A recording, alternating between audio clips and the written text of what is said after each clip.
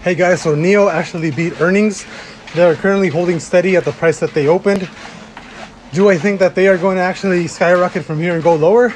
I think that this actually provides that, really nice support for them to keep moving forward. So expect, anywhere from, 50 to 50 plus by the end of this week. I do think that them beating earnings is a pretty good catalyst of them supporting this $45 range.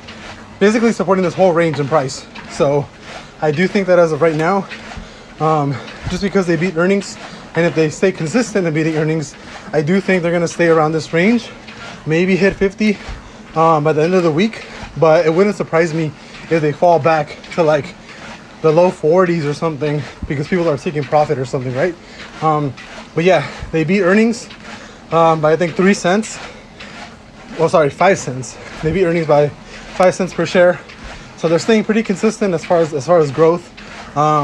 Just wait to see what the market does tomorrow. If we sell off tomorrow, I do think that NIO will keep going down. But if tomorrow NIO goes up, we're gonna keep moving. But just keep a lookout for tomorrow.